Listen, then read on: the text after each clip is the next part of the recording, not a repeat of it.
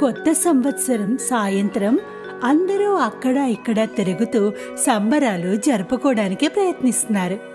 భయంకరమైన ముసలివాడు విచిత్రంగా కనిపిస్తుంటే మిస్టర్ స్క్రూజ్ తన ఆఫీస్ కిటికీ నుండి బయటికి చూశాడు.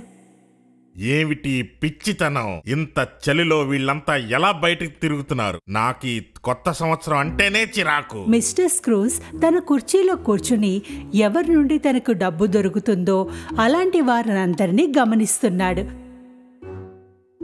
సందేహిస్తూ అతని సేవకుడు అతని వద్దకు వచ్చాడు. నేను ఈ రోజు కాస్త త్వరగా వెళ్ళడం వీలవుతుందా? ఈ రోజు కొత్త సంవత్సరం సంబరాలు కదా, నేను మా అబ్బాయికి బహుమతి కూడా కొనాలి. వద్దు, నువ్వు వెళ్ళలేవు. బహుమతి కొనాలా? వెళ్ళి పని చేసుకో. ఇంత ఆఖరి నిమిషం వరకు ఎందుకు కొనలేదు? ముందే కొనుక్కొని ఉండాల్సింది కదా. ఎంతో ఉదాసీనతో అతను సహాయకుడు పని చేయడానికి వెనక్కి వెళ్ళాడు. అదే క్షణంలో తలుపు ఎవరో తట్టారు. అతనిలాగానే విచిత్రంగా కనిపించే కుక్క తలుపు దగ్గర అరుస్తోంది. మిస్టర్ స్క్రూజ్ సహాయకుడు తలుపు తెరిచాడు. అతని చిన్న మేనలుడు కలవడానికి వచ్చాడు. అతన్ని కొత్త సంవత్సరానికి డిన్నర్కి పిలిచాడు. కానీ మిస్టర్ స్క్రూజ్కి కొత్త సంవత్సరం జరుపుకోవడం ఇష్టం కాదు. ఆయన ఇదంతా వెర్రితనం అని అంటాడు. అందుకే ఎప్పటిలాగానే ఈరోజు కూడా ఆయన వెళ్ళడానికి నిరాకరించాడు. ఆయన మేనల్లుడు వెళ్ళిపోయిన తర్వాత వాళ్ల తలుపుని మళ్ళీ ఎవరో తట్టారు. ఓ, ఇప్పుడు ఏమిటి? నన్ను ఒంటరిగా వదిలేయండి, నేను పని చెయ్యాలి. ఈసారి ఇద్దరూ లోపలికి వచ్చారు. వాళ్ళు అనాథలకు కొంత డబ్బు సహాయం చేస్తారా అని అడిగారు. మిస్టర్ స్క్రూజ్ వాళ్ళకి డబ్బు ఇవ్వడానికి నిరాకరించాడు. వెళ్ళండి, ఇక్కడి నుంచి వెళ్ళండి. మరేదైనా ఇల్లు చూసుకోండి. నా దగ్గర రోడ్డుపై విసరడానికి డబ్బులు లేవు. ఎంతో ఉదాసీనంగా వాళ్ళు వెళ్ళిపోయారు. సాయంత్రం మిస్టర్ స్క్రూజ్ ఇంటికి వెళ్ళాడు. ఆయన పైజామా వేసుకున్నారు, సోఫాలో కూర్చున్నారు. అదే క్షణం ఏదో విచిత్రమైన శబ్దం రాసాగింది. తలుపు కిటికీలు వాటంతట అవే తెరుచుకుని మూసుకుంటున్నాయి. తలుపుల నుండి భయంకరమైన శబ్దాలు వస్తున్నాయి. 4 వైపుల నుండి విచిత్రమైన శబ్దాలు ప్రతిధ్వనిస్తున్నాయి. కుక్క మళ్ళీ ఓసారి ఏడవడం మొదలెట్టింది. ముందుగా మిస్టర్ స్క్రూజ్ ఆ వైపు ఏమాత్రం దృష్టి పెట్టలేదు. ఉన్నట్టుండి ఆయన ఎదురుగా ఒక భూతం కనిపించింది. మిస్టర్ స్క్రూజ్ తన మొత్తం జీవితంలో ఇంతలా ఎప్పుడూ భయపడలేదు. ఆ భూతం ఆయన ఆఫీసులో ఒక మిత్రునిది. ఆయన ఈ మధ్యే మరణించాడు. ఎంతో కష్టం మీద మిస్టర్ స్క్రూజ్ మాట్లాడాడు. నువ్వా? ఇదెలా సాధ్యమైంది? నువ్వు చనిపోయావు కదా. వెళ్ళిపో, ఇక్కడ నుండి వెళ్ళిపో. నన్ను ఒంటరిగా వదిలి, నేను ఏ తప్పు చెయ్యలేదు. భూతం చేతులు కాళ్ళు సంకెళ్లతో బంధింపబడి ఉన్నాయి. భూతం మిస్టర్ స్క్రూజ్కి ఇలా చెప్పాడు. అతని స్వార్థం పేరాస వల్ల తనకి శిక్ష పడిందని, దానికి సంకెళ్లతోనే మొత్తం ప్రపంచం అంతా తిరగాలని. అందుకే అది మిస్టర్ స్క్రూజ్ని హెచ్చరించడానికి వచ్చాడు. అలాంటి పొరపాటు చేయవద్దని. నువ్వు వెళ్ళు, నువ్వు నాకేమి చెప్పద్దు. నువ్వు చచ్చిపోయావు. వెళ్ళు, నీ కర్మను అనుభవించు. అలా అయితే సరే, నేను నిన్ను హెచ్చరించడానికే వచ్చాను. ఇంకా 3 భూతాలు నిన్ను కలవడానికి వస్తాయి. అందులో ఒకటి నీకు నీ గతాన్ని చూపిస్తుంది, ఇంకొకటి నీ వర్తమానాన్ని చూపిస్తుంది, మరి చివరి భూతం నిన్ను నీ యొక్క భవిష్యత్తును చూపిస్తుంది. మిస్టర్ స్క్రూజ్ అసలు అక్కడ ఏమీ జరగనట్టుగానే ప్రవర్తించాడు. అలా అతను మంచం మీద పడుకున్నాడు. అప్పుడే ఆయనకి ఒక ప్రకాశం కనిపించింది. మిస్టర్ స్క్రూజ్ కళ్ళు తెరవగానే ఆయనకి ఒక చిన్నపిల్లవాడి భూతం కనిపించింది. ఇది క్రితం ఏడాది కొత్త సంవత్సరం భూతం. మిస్టర్ స్క్రూజ్ ఆశ్చర్యపోయారు. ఇప్పుడు మనం ఒక చిన్న యాత్ర చేయడానికి వెడదాం. ఇది ఏమిటి జరుగుతోంది? నాకెవరైనా సహాయం చేయండి. భూతం మిస్టర్ స్క్రూజ్కి తన చిన్నప్పటి రోజుల్లోకి తీసుకెళ్ళింది. అక్కడ మిస్టర్ స్క్రూజ్ ఒక చిన్నపిల్లాడి రూపంలో ఉన్నాడు. స్కూల్లో తన మిత్రునితో క్రిస్మస్ ట్రీని తయారు చేసేవాడు. పిల్లలు బోలెడు సంబరాలు చేసేవారు. మీరు పిల్లలకు చెప్పచ్చు మిస్టర్ స్క్రూస్ చాలా సంతోషంగా ఉన్నారని. తర్వాత భూతం ఆయన్ని వాళ్ళ యజమాని ఇంటికి తీసుకుని వెళ్ళింది. అక్కడ అతను యువకుడుగా ఉన్నాడు. అందరూ తమ యజమానికి వారి కుటుంబంతో ఎంతో చక్కటి సమయాన్ని గడిపేవారు. మిస్టర్ స్క్రూస్ భార్య కూడా అక్కడ ఉంది. ఆమె వారందరితో కలిసి నృత్యం చేస్తోంది. చివరికి భూతం వాళ్ళని మరో కొత్త సంవత్సరానికి తీసుకెళ్ళింది. భూతకాలంలో జరిగింది. కానీ ఆ తర్వాత భూతకాలంలో అతని భార్య ఏడవసాగింది. మనం ఎంత ఆనందించామో అన్నదానికంటే మీరు నన్ను ఎంత బాగా చూసుకున్నారు, నన్నెంత ప్రేమించారు. కానీ ఇప్పుడు మీకు డబ్బంటేనే ప్రేమ. మీ జీవితంలో నాకు ఏమాత్రం చోటు లేదనిపిస్తోంది. దీన్ని ఇంకా చూడడం ఇష్టం లేనందున మిస్టర్ స్క్రూస్ భూతానికి వెనక్కి వెడదామని చెప్పాడు. అంతే, ఉన్నట్టుండి తన ఇంట్లో ఉన్నాడు. ఈసారి ఒక విశాలమైన పచ్చరంగు భూతం అతని ఎదురుగా వచ్చింది. ఇప్పుడు మిస్టర్ స్క్రూస్ ఇంకా కంగారు పడ్డాడు. ఇది ఈ సంవత్సరం భూతం. రా నాతో రా, చూద్దాం ఈ కొత్త సంవత్సరంలో ఏం జరుగుతోందో. పచ్చభూతం ఏదైనా చెప్పే కంటే ముందే ఆయన స్వయంగా దానికి సాయం చేయడానికి ఇంట్లో ఉన్నారు. ఆయనకి దగ్గరగా ఇంట్లో ఎంతో సాధారణ డిన్నర్ టేబుల్ ఉంది. మిస్టర్ స్క్రూస్కి అనిపించింది అతని కుటుంబంలో ప్రతి ఒక్కరూ అతనిని అసహించుకుంటున్నారని. కానీ చూడగానే ఎవరూ అలా మాట్లాడలేదు. అతని సేవకుడు నిలబడి ఉన్నాడు, మాట్లాడుతున్నాడు. నాకు పని చేసే అవకాశం ఇచ్చినందుకు, ఇంకా సమయానికి జీతాన్ని ఇచ్చినందుకు నేను మిస్టర్ స్క్రూస్కి ఎంతో రుణపడి ఉన్నాను. ఈరోజు ఆయన కారణం వల్లనే మనం భోజనం చేయగలుగుతున్నాం. మిస్టర్ స్క్రూస్ తన సహాయానికి ప్రతి సందర్భంలోనూ ఎంతో బాధపడేలా వ్యవహరించినా అతను ఎంతో కృతజ్ఞత చూపుతున్నాడు. ఇది స్క్రూస్కి ఎంతో ఆశ్చర్యపరిచింది. తర్వాత అతనికి సహాయకుడి అనారోగ్యపు కొడుకుని చూశాడు. పిల్లాడు టేబుల్ పైన మూలలో ఒక వీల్ చైర్లో కూర్చున్నాడు. సన్నగా రివటలా అనారోగ్యంతో ఉన్నాడు. మిస్టర్ స్క్రూస్ పిల్లాడిని చూశాక ఎంతో బాధపడ్డాడు. ఈ పిల్లవాడు ఎంతో అనారోగ్యంతో ఉన్నాడు, వీడి వద్ద ఎక్కువ సమయం కూడా లేదు. ఇది విన్న తర్వాత మిస్టర్ స్క్రూస్ ఉదాసీనత మరింత పెరిగింది. ఆ తర్వాత భూతం అతని తన మేనలుడి ఇంటికి తీసుకెళ్ళింది. వాళ్ళ కుటుంబం భోజనం తింటున్న సమయం. భలే సరదాగా ఉన్నారు. ఒక ఖాళీ సీట్ కూడా ఉంది, ఎవరి కోసమో ఎదురు చూస్తున్నట్టుగా. ఈ రోజు మనతో పాటు అంకుల్ కూడా అంటే ఎంత బాగుంది. మిస్టర్ స్క్రూజ్ ఇదంతా చూస్తాడనుకోలేదు. ఆయన ఎప్పుడు ఇదే అనుకున్నాడు, కుటుంబం తనంటే ఇష్టపడదని. అదే సమయంలో భూతం ఆయనకి చెప్పింది అతను చనిపోయే సమయం వచ్చిందని. అతను జాకెట్ లోపల ఇద్దరు పిల్లల్ని చూశాడు. ఒక పిల్లాడు, ఒక పిల్ల ఉన్నారు. ఆయన సన్నగా రివటలా ఉన్న శరీరం, ఇంకా భయంకరమైన మొహంతో అతనికి వాళ్ళ పిల్లల్లా కాకుండా రెండు కంకాళాలు పట్టుకున్నట్టుగా కనిపిస్తోంది. ఈ పిల్లవాళ్ళని జాగ్రత్తగా చూడు. వీళ్లకు అత్యాశ, చెడు సాహసం ఉన్న వాళ్లకు అధికారం చెలాయిస్తారు. నీ మరణించే సమయాన ఈ అబ్బాయి మీద దృష్టి ఎక్కువగా ఉంచు. విశాలమైన పచ్చభూతాన్ని కూడా మాయమైపోయింది. మిస్టర్ స్క్రూస్కి అర్థం కాలేదు భూతాలు ఏం చెప్పడానికి ప్రయత్నిస్తున్నాయో. కాని ఉన్నట్టుండి గడియారం శబ్దం విని ఆశ్చర్యపోయాడు. అది అర్ధరాత్రి సమయం. ఈసారి అతని ఎదురుగా ఒక ముదురుగా భయంకరమైన భూతం వచ్చింది. ఇది అతని భవిష్యత్తు భూతం. ఈ భూతం మిస్టర్ స్క్రూస్ యొక్క అంతిమ సంస్కారానికి తీసుకెళ్ళింది. అందరూ శ్మశానానికి తన శవం ముందు చేరి ఉన్నారు. మిస్టర్ స్క్రూస్ ఆశ్చర్యపోయాడు. తన ముఖాన్ని పాతిపెట్టి ఉండడం చూశాడు. ఆయన అందరూ తన గురించి మాట్లాడుకోవడం విన్నాడు.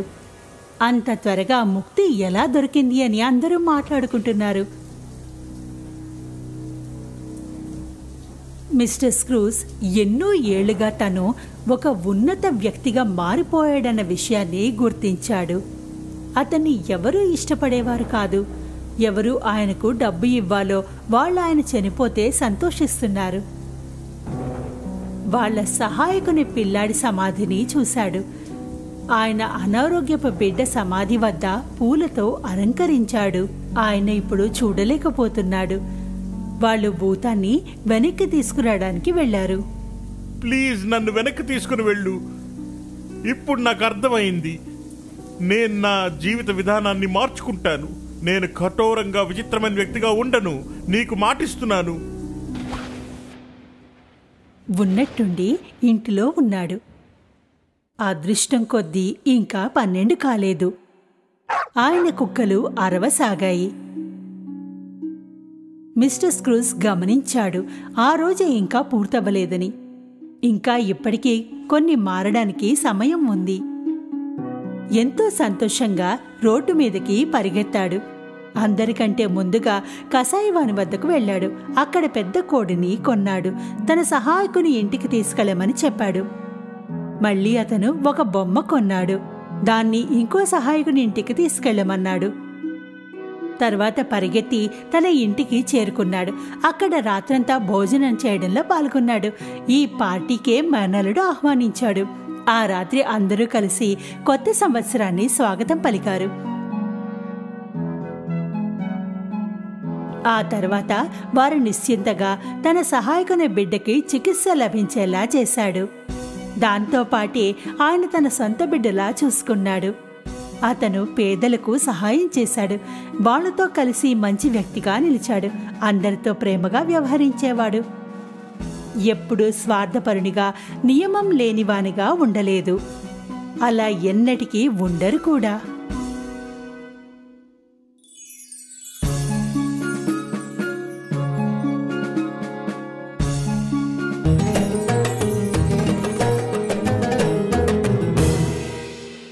ఎన్నో ఏళ్ల క్రితం జరిగిన కథ. మారుమూల ఉన్న పేదవాడు కాని మనసు పెద్దది. అతని పేరు అలావుద్దీన్. అతను తన తల్లితో కలిసి ఉండేవాడు. ఎంతో కష్టమైన పనిని కూడా చేసేవాడు. దాంతో ఇల్లు నడిచేది. ఒకరోజున బజారులో అరటిపళ్ల వ్యాపారం చేయడానికి వచ్చాడు. అనుకోకుండా ఒక వ్యక్తిని కలిశాడు. అతని గడ్డం చాలా పెద్దగా ఉంది. మనిషి ఎత్తుగా ఉన్నాడు. చేతిలో బంగారు నాణాన్ని చూపిస్తూ ఇలా అన్నాడు. ఏ అబ్బాయ్, నేను మీ నాన్న చిన్నప్పటి స్నేహితుణ్ణి. నా దగ్గర ఈ బంగారు నాణాలున్నాయి. నీకు కావాలనా ఇవి? బంగారు నాణాలా? నేను జీవితాంతం అరటి పండ్లు అమ్ముకున్నా ఇంత సంపాదించలేను. ఆ వ్యక్తి అలావుద్దీన్ని ఒక రాయి కింద ఉన్న లోయలోకి వెళ్లమని చెప్పాడు. తను ఎలా చెప్తే అలా చెయ్యమని అన్నాడు.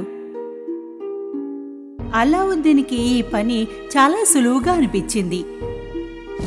2 చేతులతో ఆ రాయిని కదిపాడు. లోపల గుహ ఉండడం గమనించాడు. చిన్ని చిన్ని అడుగులు వేస్తూ లోపలికి వెళ్లసాగాడు. అలా నెమ్మదిగా మెట్లు దిగుతూ కిందకి వెళ్ళాడు. కిందకి చేరుకోగానే అక్కడ ఒక చిమ్నీ వెలుగుతూ ఉండడాన్ని గమనించాడు. ఆశ్చర్యపోయాడు అక్కడున్న ఖజానాని చూసి. వజ్రాలు, ముత్యాలు, బంగారం, ఇంకెన్నో. ఆశ్చర్యంగా వీటన్నిటినీ చూస్తున్న అలావుద్దీన్కు గట్టిగా ఒక స్వరం వినిపించింది. అక్కడొక పాత దీపం ఉంటుంది. అది ఆర్పేసి ఆ దీపాన్ని వెంటనే నా దగ్గరికి తీసుకురా. అలావుద్దీన్కు ఆశ్చర్యంగా అనిపించింది. ఇంత సొమ్ము ఇక్కడ ఉంచుకుని అతను ఎందుకు చిమ్నీ కోసం ఆరాటపడుతున్నాడు? చిమ్నీ అంత విలువైనదా?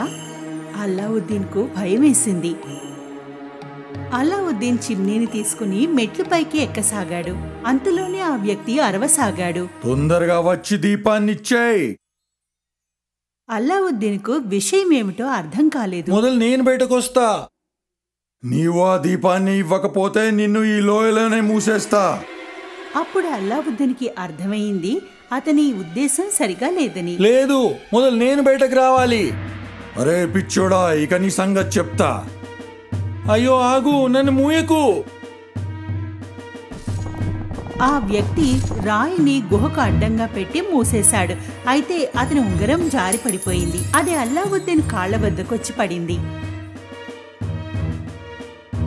అతను దాన్ని తీసుకున్నాడు. వేలికి పెట్టుకున్నాడు. అలా పెట్టుకోగానే అక్కడి వాతావరణం మారిపోయింది. వేలి నుండి పెద్ద జీని వచ్చాడు. భయంతో అల్లావుద్దీన్ వణికిపోయాడు. కోరుకో, ఏం కావాలో కోరుకో, కానీ నీవు మరచిపోకు, నీ దగ్గరున్నవి 3 కోరికలు మాత్రమే. నాకింటికి వెళ్ళాలని ఉంది. సరే అబ్బాయి. రెప్పపాటులో అల్లావుద్దీన్ ఇంటికి చేరుకున్నాడు.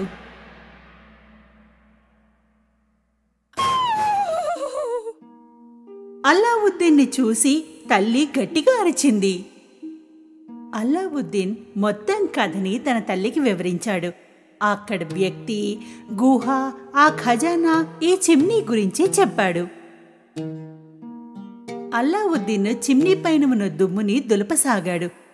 అనుకోకుండా పెద్ద పొగ రాసాగింది. మొత్తం గదంతా నిండిపోయింది. అందులో నుండి జీనీ వచ్చాడు.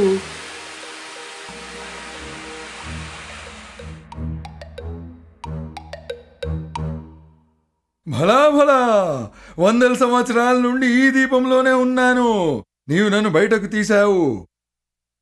కోరుకో మహాశయ, కోరుకో. ఏం కోరుకుంటావో కోరుకో.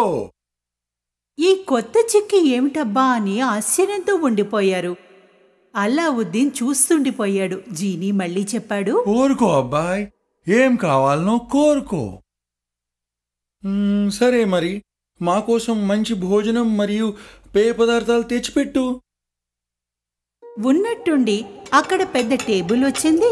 దానిపైన సువాసనలతో భోజనం నిండుగా ఉంది. తాగడానికి భోజనము, పళ్ళు, పేస్ట్రీలు ఉన్నాయి.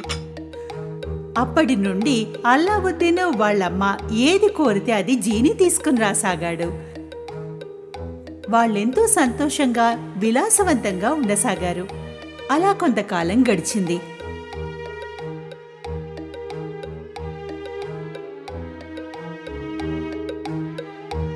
ఒక రోజున బజారుకి వెళ్ళినప్పుడు ఒక పల్లకి కనిపించింది. ఆ పల్లకీలో బాదుషా కూతురు ప్రిన్సెస్ జాస్మిన్ ఉంది. అల్లావుద్దీన్ ఆమె ముఖాన్ని చూశాడు. ప్రేమలో పడ్డాడు. ఆ విషయాన్ని తల్లికి వెళ్ళి చెప్పాడు. తల్లి జీనీని పిలిచి ఒక బస్తా నిండుగా బంగారాన్నిమ్మంది. దాన్ని తీసుకుని రాజమహల్కు వెళ్ళింది. అక్కడ సిపాయిలు ఆ బస్తాని బాదుషా వరకు అందించారు. బాదుషా సంతోషంతో ఆమెని కలవాలనుకున్నాడు. తల్లి తన కొడుకు ప్రేమ గురించి వివరించింది. అల్లావుద్దీన్ ధనవంతుడిగా రుజువు చేసుకోమని బాదుషా కోరాడు.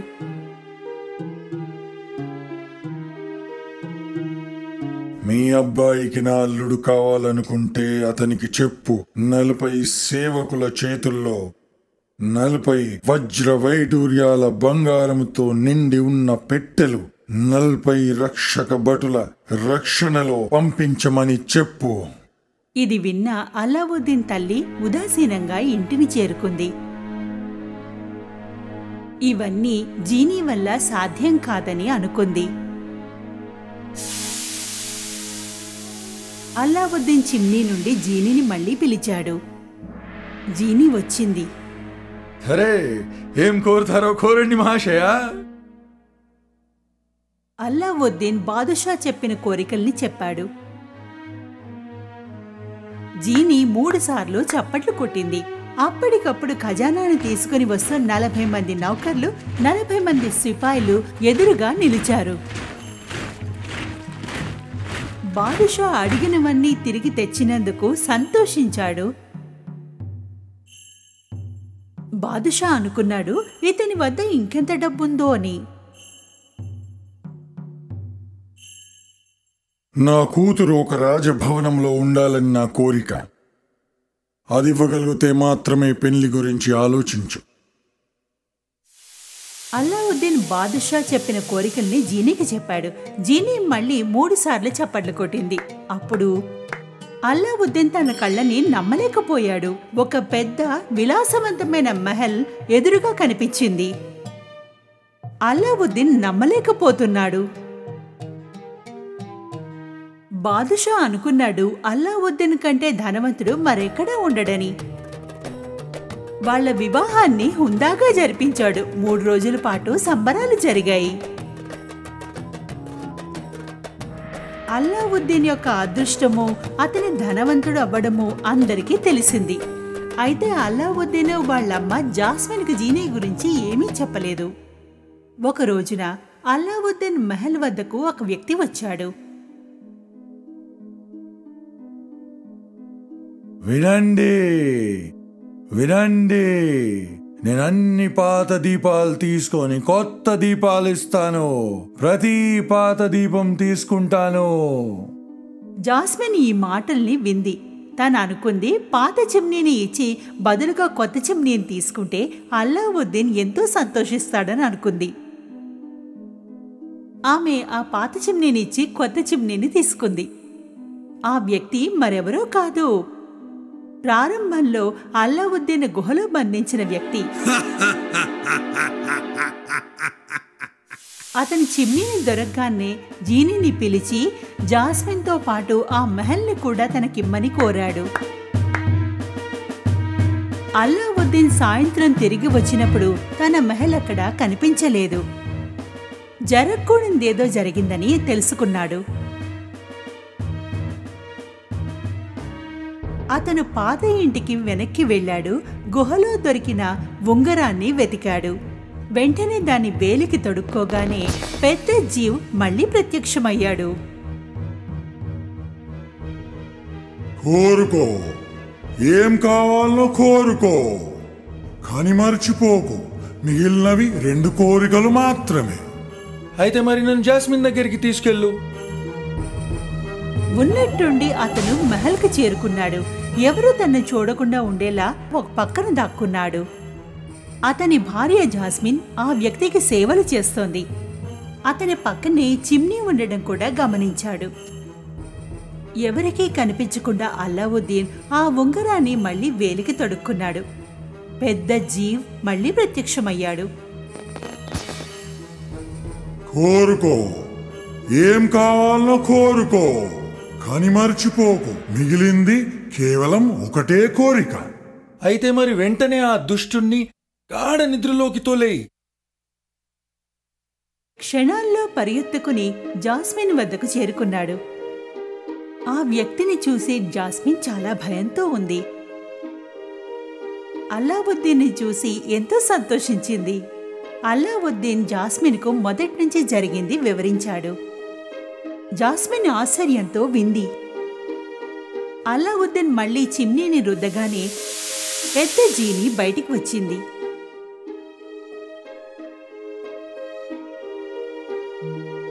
సరే, ఏం కోరుతారో కోరండి మహాశయ. మరీ దుష్టుణ్ణి మీరిప్పుడు ఎంత దూరం పంపించాలంటే మళ్ళీ మా జీవితంలో ఎన్నడూ కనిపించకూడదు. ఆ వ్యక్తి ఉన్నట్టుండి మాయమైపోయాడు. అల్లావుద్దీన్ జీనీకి తన మహల్ని యథాస్థితికి ఉంచమని చెప్పాడు.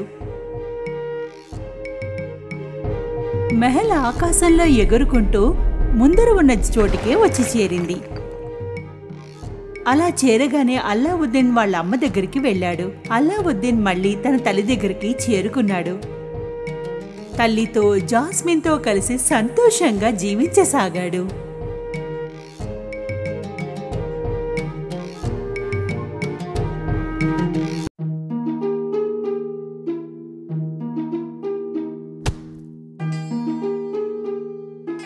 ఎన్నో ఏళ్ల క్రితం మాట ఇది. అలీబాబా అన్న పేరున్న కార్పెంటర్ ఉండేవాడు. అతను తన భార్యతో కలిసి నిరుపేద జీవితాన్ని గడుపుతుండేవాడు. అలీబాబా తన గాడిదను తీసుకుని అడవిలో కట్టెలు కొట్టడానికి వెళ్ళేవాడు. ఆ కట్టెల్ని అమ్మి ఇల్లు గడిపేవాడు. ఓ రోజు కట్టెలు కొట్టడానికి అడవికి వెళ్ళాడు. అప్పుడు అతనికి ఏవో శబ్దాలు వినిపించాయి. అవి గుర్రాల శబ్దాలు. అతను కంగారు పడ్డాడు. వీడు దొంగ అనుకుంటాను, నేను దాక్కోవాలి.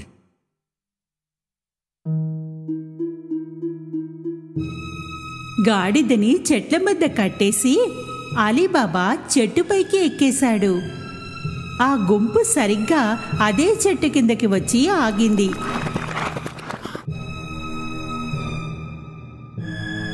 అలీబాబా లెక్క పెట్టాడు. వాళ్ళు 40 మంది. వాళ్ళు ఎంతో భారీగా ఉన్న సామాన్ని గుర్రం నుండి కిందకి దింపారు. అలీబాబాకి అర్థమైంది వాళ్ళు దొంగలని.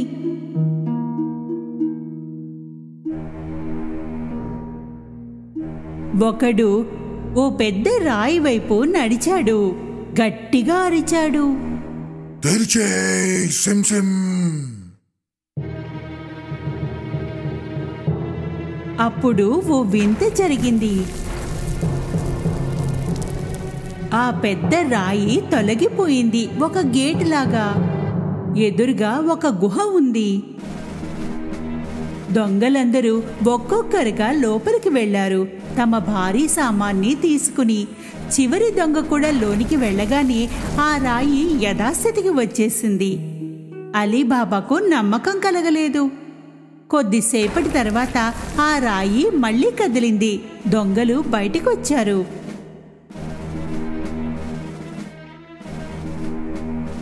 సర్దార్ బయటికి వచ్చి మళ్లీ అరిచాడు, మూసేయ్ సిమ్ సిమ్. ఆ రాయి మళ్లీ మార్గాన్ని మూసేసింది. కొద్దిసేపటిలోనే గుర్రాలెక్కి వాళ్ళు వెళ్ళిపోయారు. అలీబాబా చెట్టు నుంచి కిందకి దిగి తిన్నగా రాయి దగ్గరికి వెళ్ళాడు. అతను అవే మాటల్ని చెప్పాడు, తెరిచేయ్ సిమ్ సిమ్.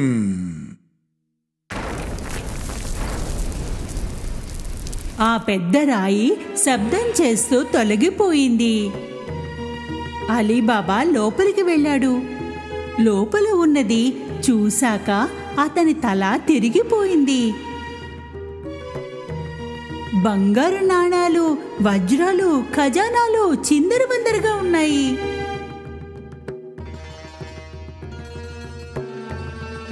ఆశ్చర్యంతో 3 గోనెల నిండా నింపి తీసుకుని బయలుదేరాడు. బయటికి వచ్చాక మళ్ళీ సర్దార్ చెప్పిన అవే మాటలు చెప్పాడు, మూసేయ్ సిమ్ సిమ్.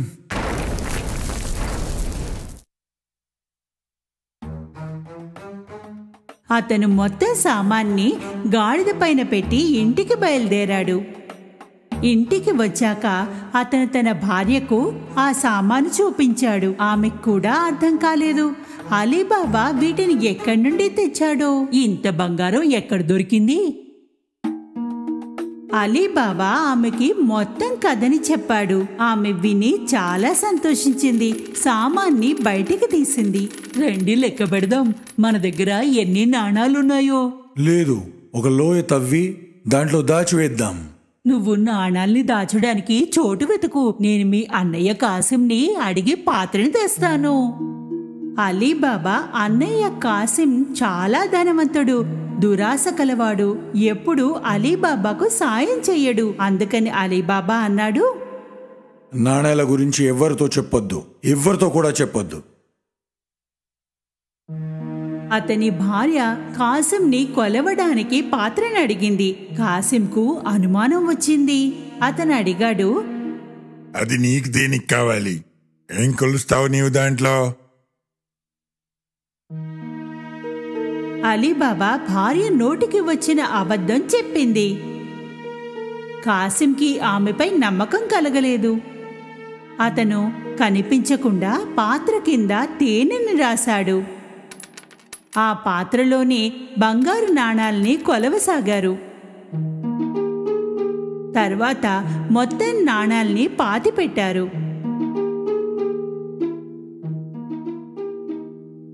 ఆ తర్వాత అలీబాబా భార్య కాసింకు పాత్రను తిరిగి ఇవ్వడానికి వెళ్ళింది.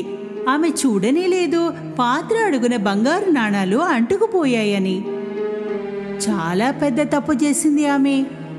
కాసింకి పాత్ర అందగానే అడుగున చూశాడు. బంగారు నాణాన్ని చూసి ఆశ్చర్యంతో ఉండిపోయాడు. అలీబాబాకు ఈ బంగారం ఎక్కడ దొరుకుంటుందో ఏమో. కాసింకు నిద్ర పట్టలేదు. ఉదయం కాగానే అతను అలీబాబా ఇంటికి వెళ్ళాడు. పాత్ర కింద ఉన్న బంగారు నాణాన్ని చూపించాడు. అలీబాబా, ఈ బంగారం నీవు కొనలేవు.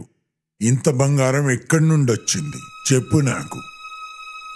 అలీబాబా మొత్తం కథని అతనికి చెప్పాడు. ఇంకెవరికి ఈ విషయం చెప్పొద్దని చెప్పాడు. నీవు నన్ను ఆ చోటికి తీసుకెళ్ళకపోతే నేను దొంగలకు చెప్తాను. కానీ కాసిం అలీబాబాకు తెలుసు కాసిం అన్నంత పని చేస్తాడని. అందువల్ల అతన్ని అక్కడికి తీసుకుని వెళ్లాల్సి వచ్చింది. ఆ బొయ్యారము ఈ గుట్ట వెనకాలనే ఉంది. పద ఇక్కడి నుంచి వెళ్దాం. మళ్ళీ ఆ దొంగ వస్తే రావచ్చు. ఇద్దరు ఇంటికి తిరిగి వచ్చారు. అయితే కాసిం మనసంతా గుహలోనే ఉండిపోయింది. వెంటనే 2 గాడిదలను తీసుకుని గుహ వద్దకు వెళ్ళాడు. అక్కడికి రాగానే అలీబాబా చెప్పిన మాటల్ని చెప్పాడు. తెరిచే సిమ్ సిమ్.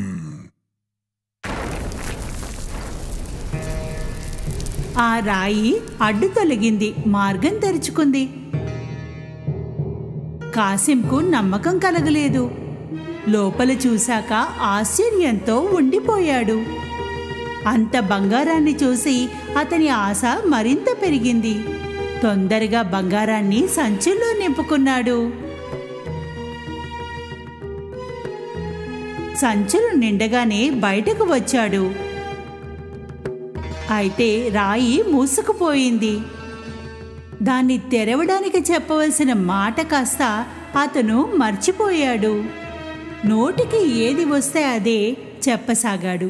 తెరిచే టిమ్ టిమ్, తెరిచే కుమ్ కుమ్, తెరిచే జిమ్ జిమ్. ఎన్ని మాటలు చెప్పినా ఆ రాయి కదల్లేదు. కంగారు పడ్డాడు. అతనికి మార్గం కనిపించడం లేదు. అంతలోకి దొంగలు గుహలోకి వచ్చారు. అతనికి కాసిం గాడిదలు చూసి అనుమానం వచ్చింది. తెరిచే సిమ్ సిమ్.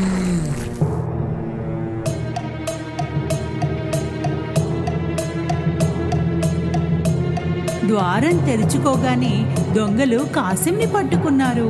అతనిని శిక్షించారు.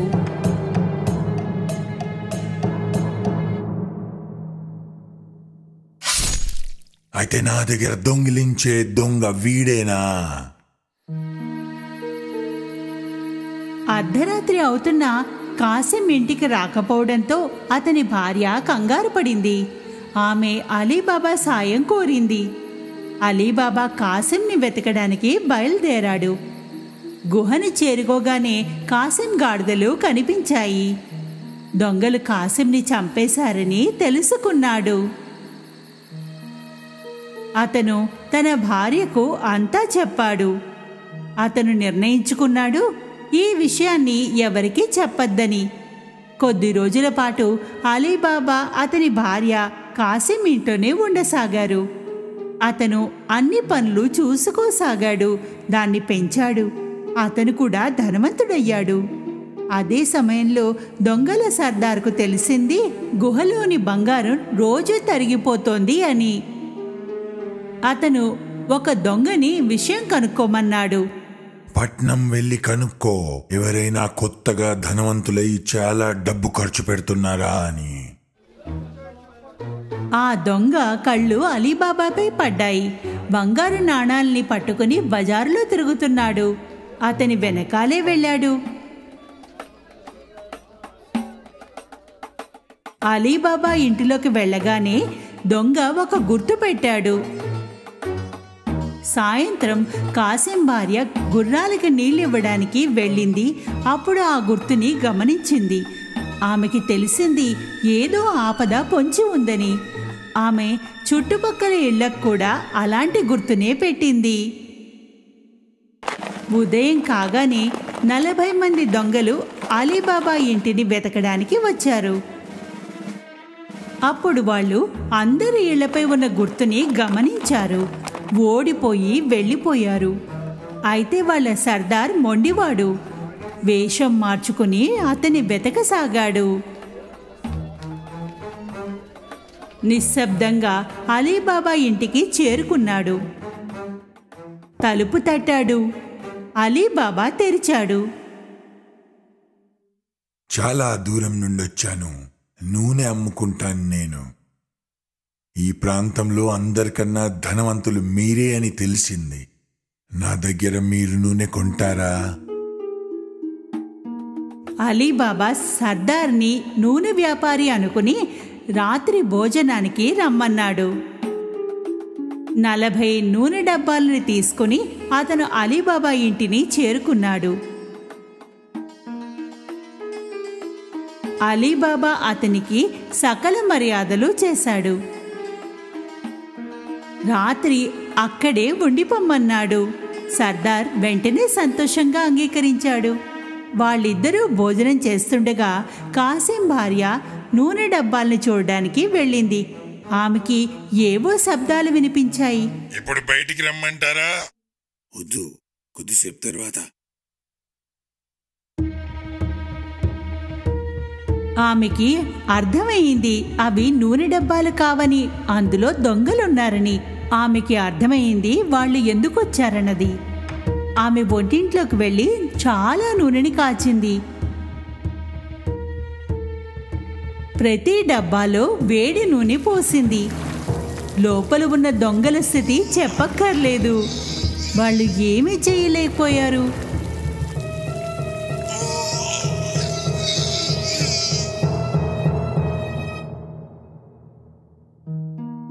రాత్రి అందరూ నిద్రపోయాక సర్దార్ వాళ్ళ దగ్గరికి వచ్చాడు. ఇప్పుడు రండి. ఎలాంటి చలనం కనబడలేదు. అందుకని మళ్ళీ చెప్పాడు. పడుకున్నారా ఏంటి? అతను మళ్ళీ చెప్పాడు. జవాబు రాలేదు. అప్పుడు ఒక డబ్బా మూతని తెరిచి చూశాడు. అందులో దృశ్యం చూసి అవాక్కయ్యాడు. తను వాళ్ళకి దొరకకూడదని భయంతో పారిపోయాడు. ఇక ఎప్పుడు వెనక్కి రాలేదు. మర్నాటి ఉదయం కాసిం భార్య అలీబాబాకు జరిగింది చెప్పింది. ఇక దొంగల భయం లేకుండా మొత్తం అంతా కలిసి సంతోషంగా జీవించసాగారు.